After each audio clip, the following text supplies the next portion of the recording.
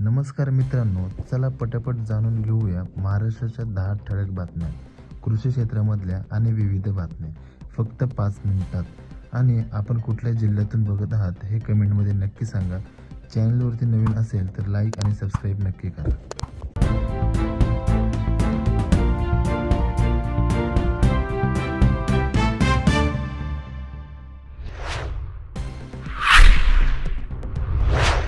अतिवृष्टी अनुदान 2 वर्षाची प्रतीक्षा संपली. या शेतकऱ्यांच्या खात्यात थेट 22 कोटी जमा. 2 वर्षापासून रखडलेले अतिवृष्टीचे अनुदान अखेर शेतकऱ्यांच्या खात्यात जमा झाले असून येसगाव या तालुक्यातील आनंदाचे वातावरण निर्माण झाले आहे. तब्बल 24,000हून अधिक शेतकऱ्यांना 22 कोटींचे निधी मिळाल्याने मोठा दिलासा मिळाला आहे.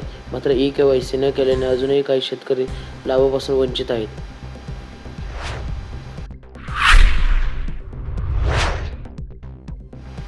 महाडीबीटी पोर्टल अंतर्गत कृषी यांत्रिकीकरण अनुदान रखडले. पूर्वसंमतीपत्र वाटप बेमुदत बंद. कृषी यांत्रिकीकरणासह कृषी योजनांमधील विविध योजनेसाठी अनुदान योजनांची प्रक्रिया गेल्या 3 ते 4 महिन्यांपासून रखडली आहे.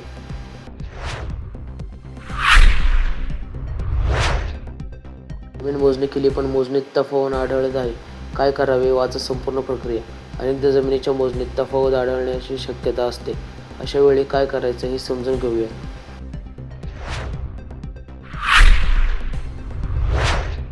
तंत्रज्ञान बाजारपेठेचं अचूक गणित साधलं. नाशिकच्या शेतकऱ्याला टरबूज शेतीतून लाखोंचा नफा.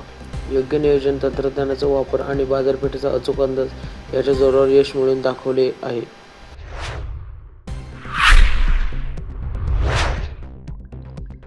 सोन्यासारखी जमीन घेणार तर हेक्टरची जमीन किमान 14 कोटी रुपयांचा दर द्या. शेतकऱ्यांची मागणी मान्य होणार. मोबदल्यापूर्वी अनेक प्रकल्पांचा झालेल्या भूसंपादनाच्या तुलनेत खूपच कमी आहे अशा शब्दात स्थानिक शेतकऱ्यांमधून नाराजी व्यक्त केली जात आहे.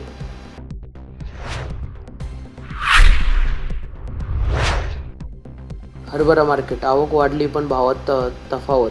कोणत्या हरभऱ्याला सर्वाधिक मागणी? वाचा सविस्तर. राज्यातील बाजार समितीमध्ये हरभऱ्याची आवक किती झाली आणि त्याला कसा दर मिळाला? वाचा हे सविस्तर.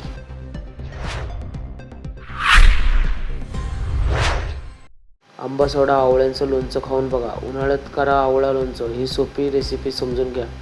असे विविध प्रकार आवळ्यापासून तयार गृहउद्योग, महिला बचत गट, गृहिणींकडून मोठ्या प्रमाणात खरेदी केले जातात.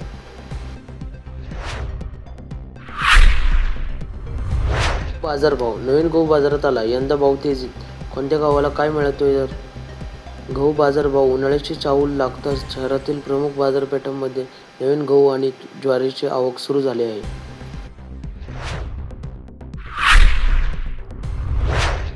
अमेरिका बांगलादेशचा नवा व्यापार करार. कापूस उत्पादकांच्या मानगुटीवर काय परिणाम होईल? कापूस बाजाराला सध्या उतरती कळा लागली आहे. त्यामुळे शेतकरी मेटाकुटीला आला आहे. त्यातच